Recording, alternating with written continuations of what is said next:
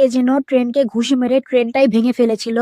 আরেকটু সামনে দেখলাম কি পুরা জগৎটাই উল্টাপাল্টা হয়ে গেছে, আয়ানও উল্টা হয়ে ঝুলছে। আর ভাইয়া, সামনে যে আমরা অনেক সোনাদানা পেয়ে গেলাম, রাজার আমলের সোনাদানা, যা বিক্রি করলে এখন বর্তমানে অনেক ডলার পাওয়া যাবে। তো আমরা কিন্তু এখন খুবই বড় লোক। সোনাদানা নিয়ে যখন আমরা বড় লোক হয়ে গেলাম, তখন আমি যে এইখানে উঠলাম। এরপর রাসেল ভাই, এই কাঠ আর ঘন্টা দেখে আমি নিজেকে না সামলাইতে পারে ভাবলাম যে ঘন্টায় কাঠ দিয়ে একটা বাড়ি মেরে দেই। এরপর এই জলদস্যুর সাথে আমি এই লড়াইটা করে জলদস্যুকে একদম মেরে ফেললাম।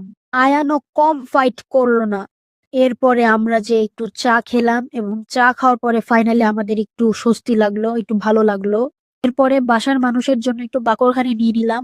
বাকরখানি কেনার পর দুই ভাই আবার জঙ্গলে গেলাম, এবং জঙ্গলে যে পান্ডাদের সাথে একটু দেখা করে আসলাম। পান্ডারা কিন্তু খুবই মিশুক ছিল, আমাদের সাথে খুবই ফ্রেন্ড হয়ে গেছিল। এরপরে দুইটা বড় বড় সাইজ